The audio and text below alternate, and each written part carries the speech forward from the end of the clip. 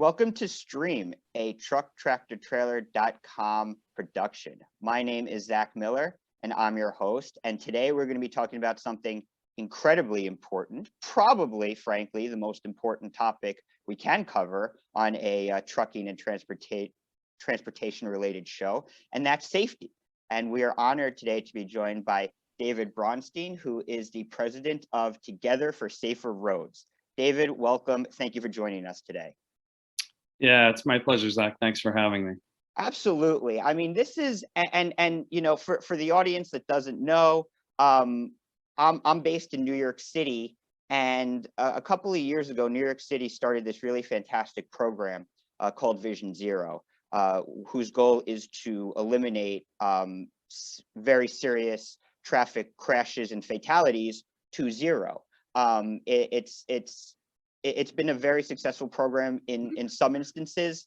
Unfortunately, there are some hiccups, and a lot of the hiccups are related to the issue of vehicular safety. And I think, you know, awareness of who's around the driver. And, you know, to that end, David, your organization is hosting this really fantastic event next Wednesday, May 19th, called the Vision Zero Fleet Forum, which really goes to bridge the gap between some of these issues we're seeing in Vision Zero right now. Yeah, absolutely. You know, when people hear the term Vision Zero, sometimes it actually can be confusing or even off-putting, but let's be honest. I don't think any of us want to lose a life on the roads. So it's appropriately ambitious, and we need to build bridges in order to get there. I mean, not literally we need to build bridges, but figuratively, there are so many communities that are dependent on roads for their economic vitality and for, you know, so many other things. And the reality is that often we don't talk to each other enough about this. So that's why the Vision Zero Fleet Forum is a convening of Vision Zero practitioners, as well as fleet operators who know that we can collaborate more in order to make the road safer for everybody. You nailed it. You nailed it. Far too often, I think all of us stakeholders, we either talk over each other or we talk at each other, but we don't quite get that dialogue going that we need to have to get to this goal of zero fatalities and zero serious crashes, which is really something everybody, I mean, how can you argue against that? It's what everybody should be striving to do. And then you have this forum, which will provide some of the tools to do that. That's right.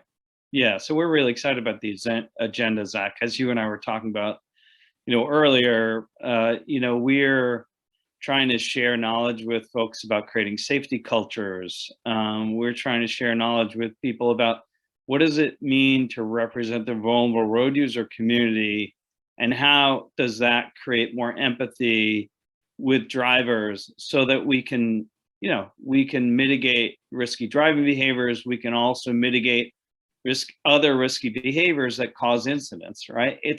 I mean, I think in society, we talk a lot about empathy right now, but this is a very practical application of empathy where we can understand each other's points of view better, get some practical guidance on what it really means to embed empathy in your business process. And then, you know, make sure that your people and the people in the community go home safely with their families every day. Absolutely. And frankly, if that's not your number one goal as a truck driver or a manager of a trucking company, you're in the wrong business, frankly, at the end of the day.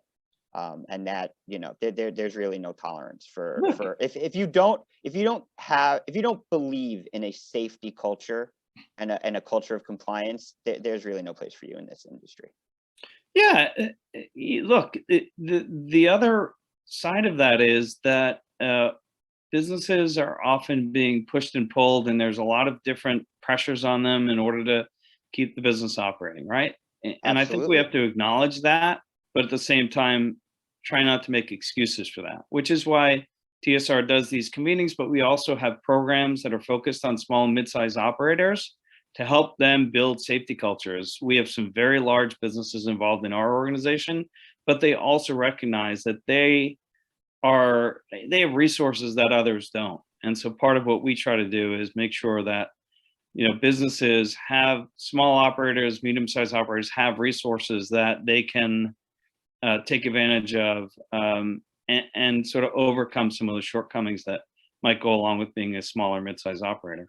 And that's part of the forum, right? That the forum Yeah. provides these tools and I mean, for lack of a better word, tricks for these mid-sized fleets to create their safety culture.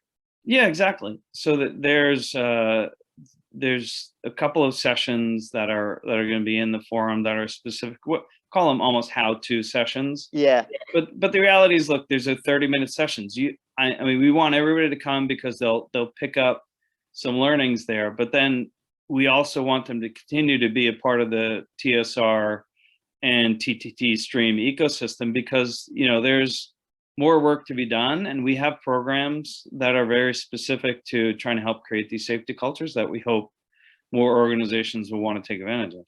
Yeah, definitely. And I think, two of the things that really stuck out in my mind as I was looking over the agenda, and that I think are important for now and also going to be helpful moving forward. One of them is this data sharing that you guys are going to talk about. Let's talk about that a little bit, because again, we talk about here in New York City, Vision Zero started maybe 7-8 years ago, something like that. So, every year, DOT, DCAS, these agencies, they compile the data and they share them with other stakeholders. And it's one of those, the cliche, better, you do better type of things. Right. Yeah, exactly. So part of what TSR is advocating for is very much aligned with that, which is improving the way that the private sector and public sector share data for a win-win situation, right? Unfortunately, in the road safety world, often the metrics we use are lagging indicators of safety, right? We talk about serious injuries and fatalities. Those are things that already happened. We can't undo that. So part of what we are trying to advocate for is more forward-thinking data sharing, bringing data together that doesn't necessarily always come together. Some of the things that happen, many fleets right now are outfitted with telematics information for their own benefit, which is great. And we believe every fleet operator should have a telematics system in place at this point. It's an essential part of operating a responsible fleet. But what if we are able to share that data more widely? And I'm not talking about individualized information. Let's not get confused about privacy implications. I'm talking about smart stewardship of data that tells everybody that has a stake in the roads, especially folks who are on the public sector side, this is where the next incident might happen, because that might be you. Right? That might be your business. That might be you as an individual. That might be your family member that's involved in something. If we can start to predict where things are going to happen, that kind of data sharing is invaluable, right? And so that's part of what we're going to learn at the forum. How is that taking shape now? And how can we all be involved in this going forward to make it really effective? Absolutely. And, it's so interesting because I remember when the in-cab cameras started to become really popular. And at first, so the fleet managers and the safety compliance managers loved them and put them in the vehicles. But there was pushback from drivers for exactly like you said, privacy concerns. Sure. Until the first crash where the camera proved that the driver was not the one at fault. It was a no-fault crash, and it saved the driver's job by having it. And once, you talk about sharing, once those stories started to get out, all of a sudden the resistance from drivers plummeted. Yeah, no doubt. But you know what? The business owners, the managers have to also understand how to use it appropriately so that it isn't putative. It isn't something that you have to build trust in any business, right? Yes. Whether it's from a safety standpoint or otherwise. And I think that's also an important part of why we're such fans of an appropriate safety culture, because there isn't this culture of negativity around these things. It's better for everybody. You want to work at a place like this because we're going to keep you safe, and we're going to secure your job. And all of these things go hand in hand if they're handled properly. And we see it happening. Many businesses do this well. And for those that aren't sure how to do it, we want to help them to figure out how to do it right. Come to the, so what's the website for the forum? Where can these people go and sign up? Yeah, you can find the address at togetherforsaferroads.org.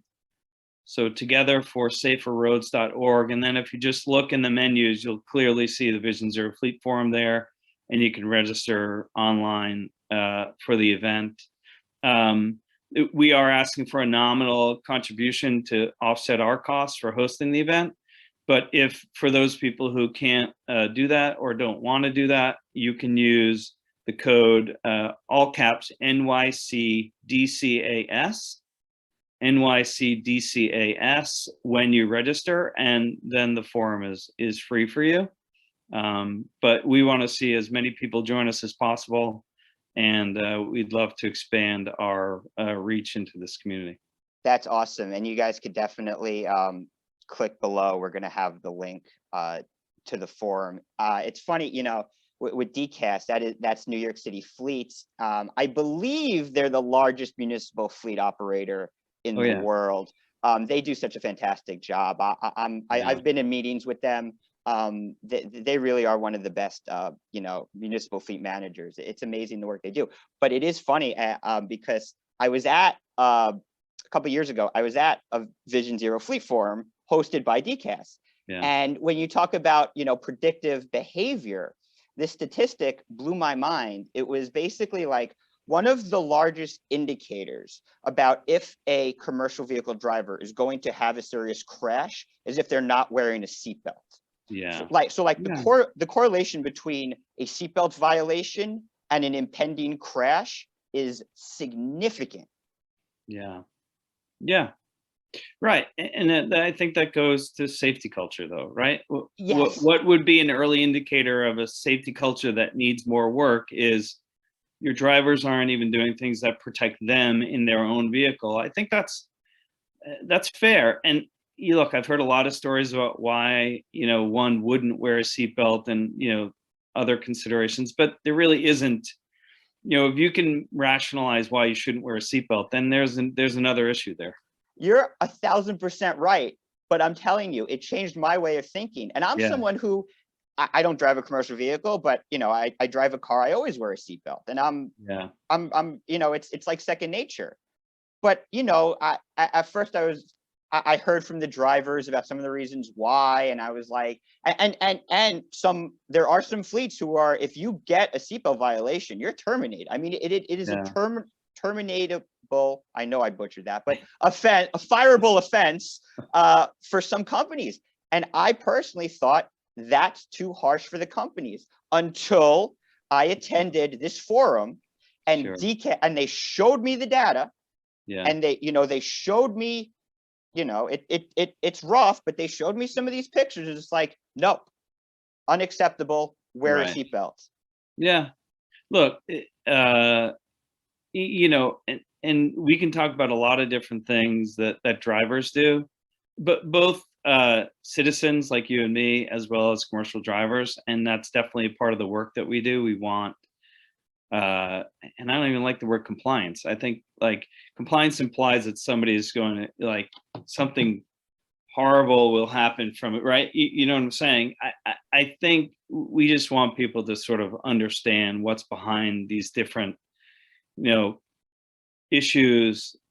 Distracted driving is clearly a big issue. So is, you know, use of various substances while driving. Look, I'm just a more practical person and say, look, that just doesn't make sense, right? You know, we really, and yet we see a lot of people still doing it. So we have a lot of work to do, Zach, which is why we're so thrilled to partner with you all at TTT and Stream and DCAS, and we want a large tent so that it just becomes the norm. These are not things we should second guess. There are serious consequences, but they're just simple things we can do that you know, keep us all safe on the roads. Absolutely. David, thank you so much for joining us today. Thank you so much for the work Yeah. you do. You and your team, you guys get it. You're building the coalition the right way, and this is how we get to Vision Zero. This right here with organizations like you having these Vision Zero fleet safety forums. Please check it out. The link below. Sign up. You can't put a price tag on this information, even though they're not asking you to. You're listening to Stream. Please like, subscribe, and share, and we'll see you next time.